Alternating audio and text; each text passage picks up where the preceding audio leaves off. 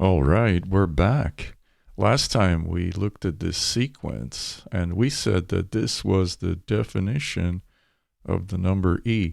In fact, this is Euler's definition. He said that this limit of an is called e. Well, he actually called it c, but we call it e. And this is his definition of this famous number e.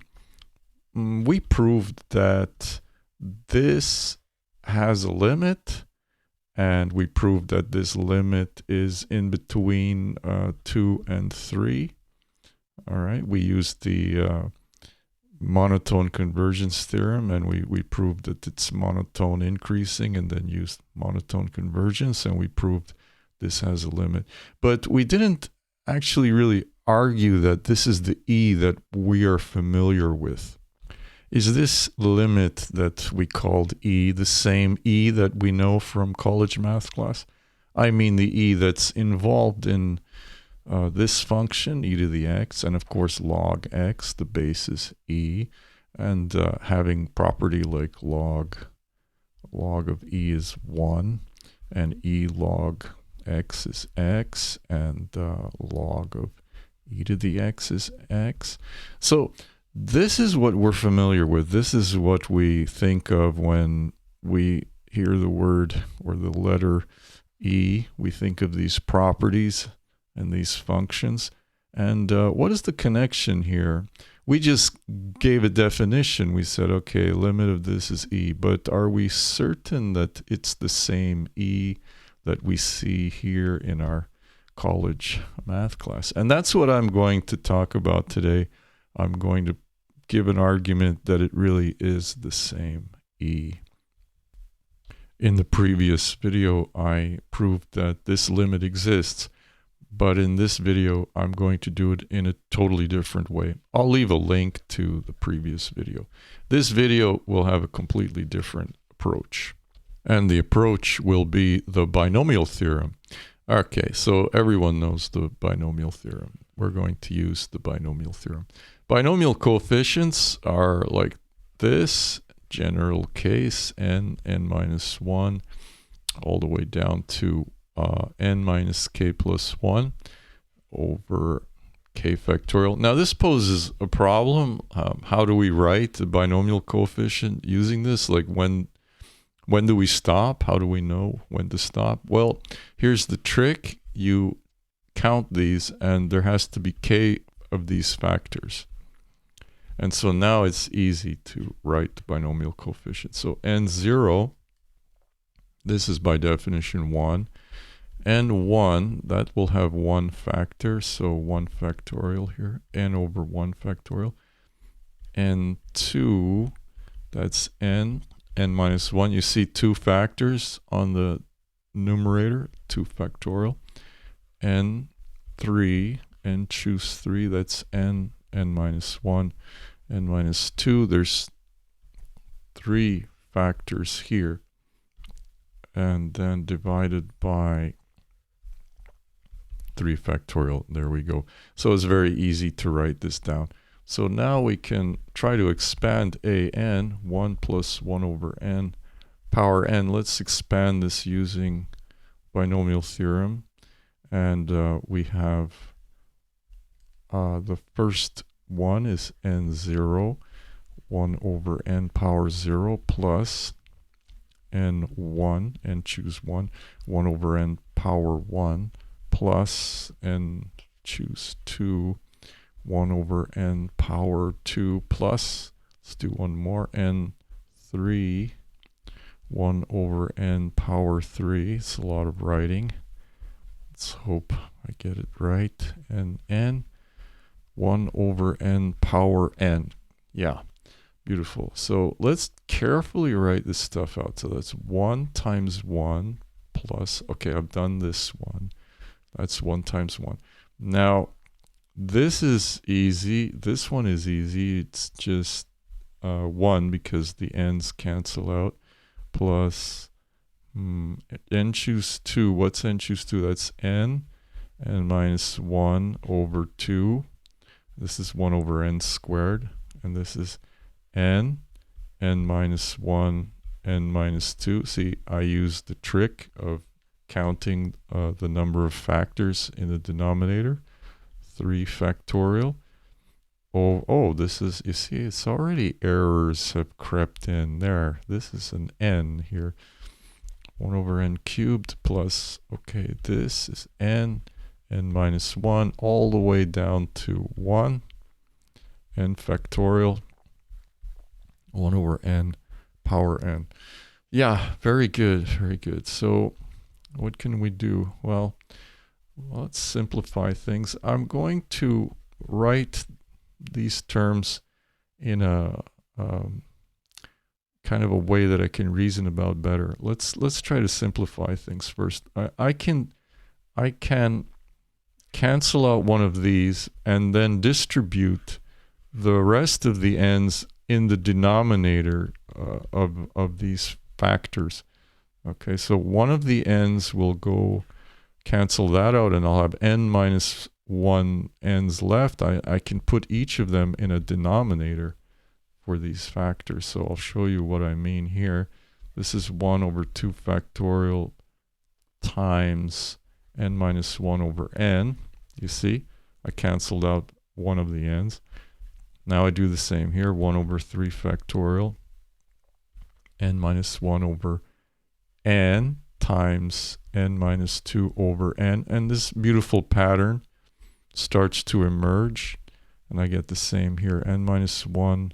Okay, I'll take the 1 over n factorial out here, and n minus 1 over n minus 2 over n, until we get to 1 over n. But 1 over n I can write as, well, I'll just leave it as 1 over n for now, and I'll show you how I can transform it in the next step.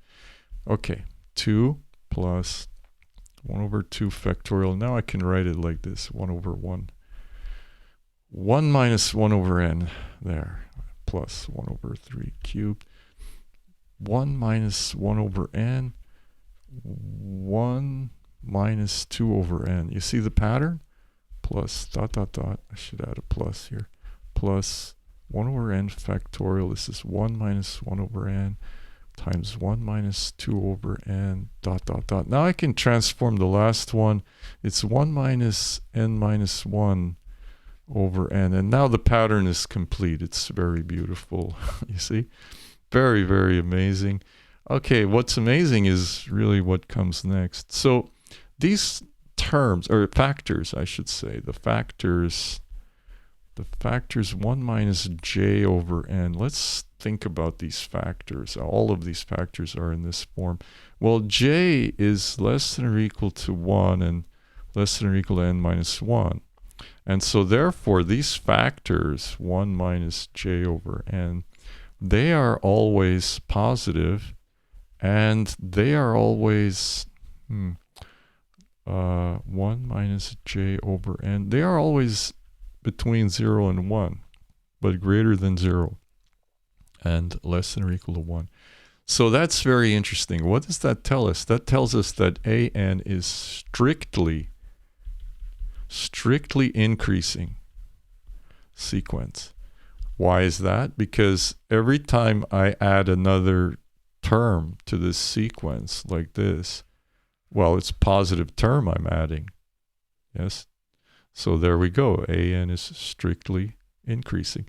But also, all of these things here are less than 1. They are less than 1. So I can make an inequality now, and I can say an is less than or equal to something like this. 2 plus 1 over 2 factorial plus 1 over 3 factorial plus ... plus 1 over n factorial. How can I do that? Well, like I said, these factors are all less than 1, less than or equal to 1. And so if I remove them, well, this is bigger. Yeah. So an is smaller than this. Okay, that's interesting. So what else can we say? Well, we can go a bit further with this. We also know that j factorial is greater than or equal to 2 power j minus 1. For example, 3 factorial, that's 6, that's greater than or equal to 4. Okay, so that's true, and the reciprocal of this, 1 over j factorial, that's less than or equal to 1 over 2j power minus j minus 1, 2 power j minus 1. And so each of these terms is smaller than if I replace it with this.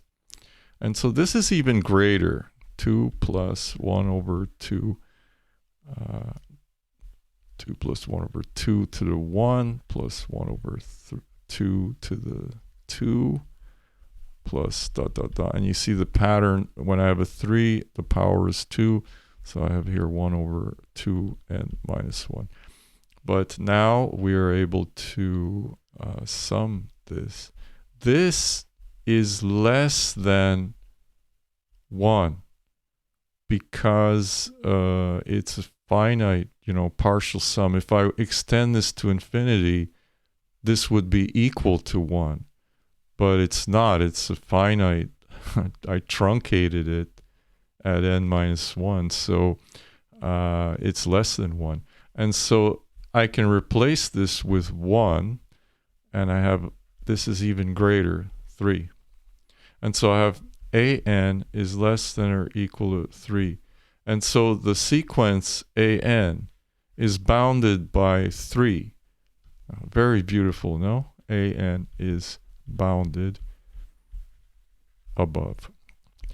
Okay, and so we can conclude this part of the argument. An is increasing, monotone, and it's bounded above. Okay, and so by monotone convergence theorem, we have that the limit as n goes to infinity, an, this exists. It exists. It's guaranteed by monotone convergence theorem, and I can call it C. So I'm going to pretend that I don't know that it is E, and in the next part I will argue that this is in fact E. We're going to show here that the C that we had obtained in the last part is actually E, the E that we remember from school. So what do we think of? What goes through our minds when we hear the letter E, the symbol E, the number E? What goes through our minds? Well, a lot of things. E to the x and log x are two things, and also something like this. Log E is 1. E to the log x is x, and log e to the x is x. We remember these things. These are all things that come to mind, perhaps bad memories for some of us.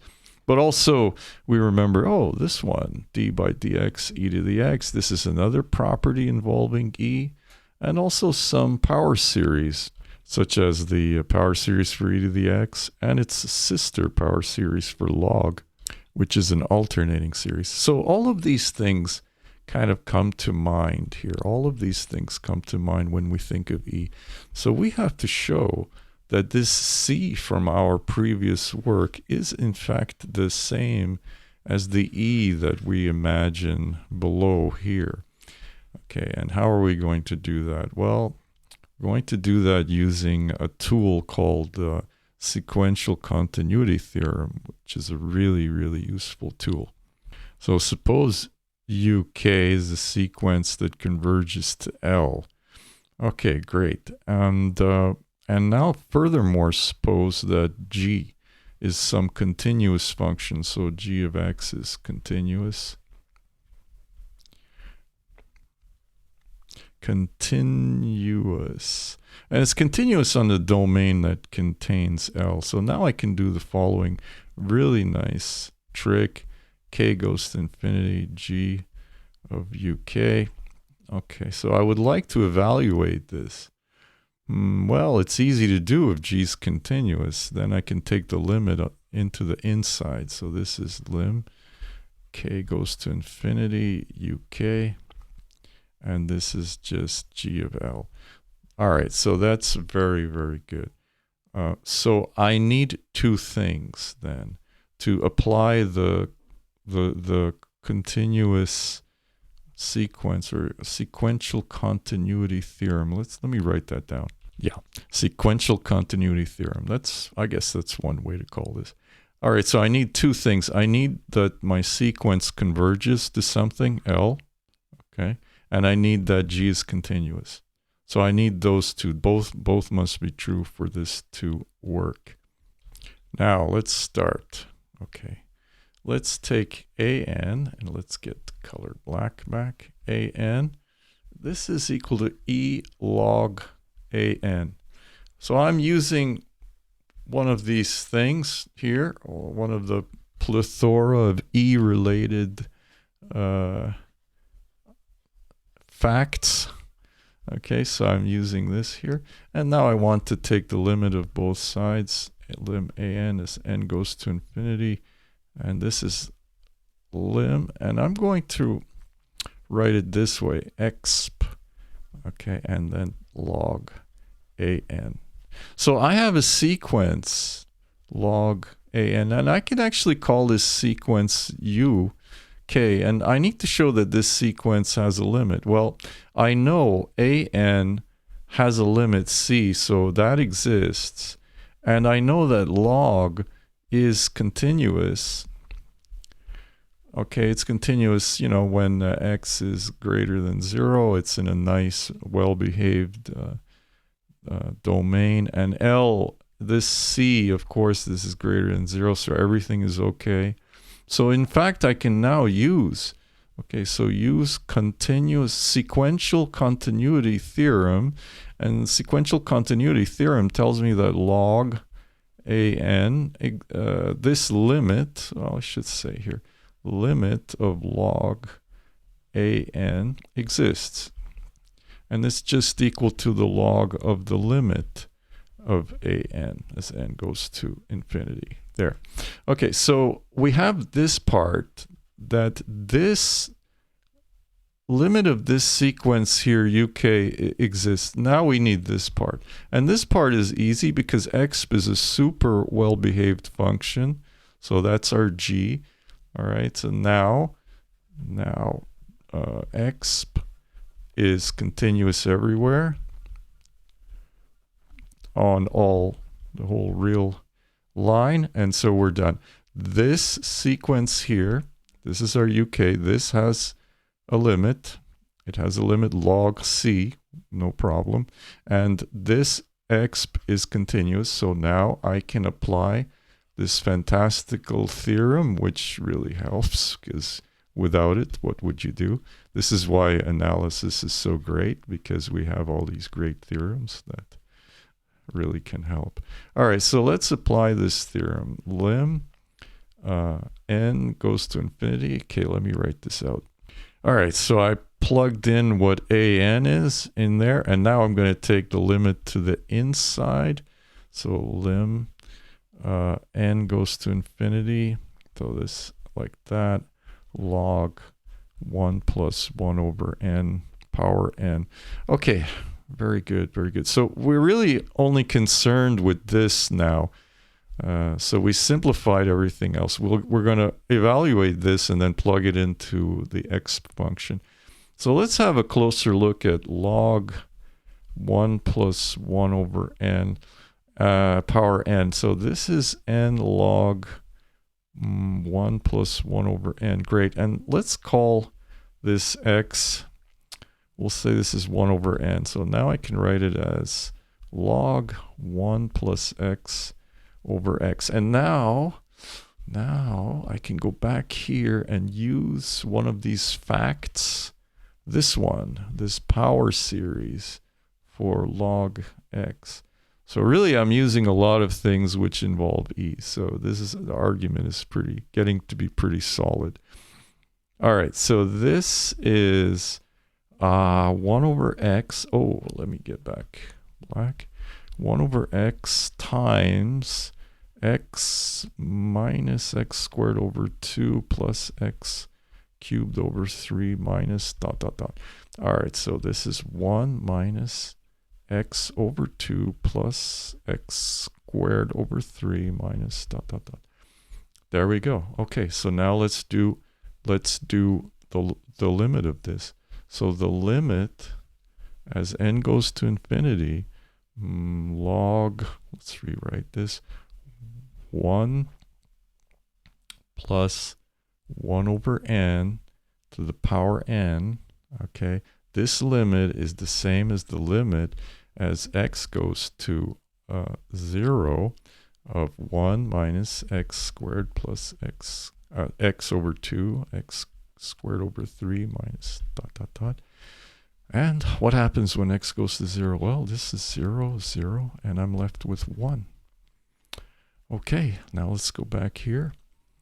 The limit that we're trying to evaluate, the whole thing, this is x of 1. So that is the end of that. Look at this. So let me write that here. Limit of an is x of 1, and that's e. So therefore, c equals e. And we've done it. We justified that our c from last video really is the number e that we learn in school.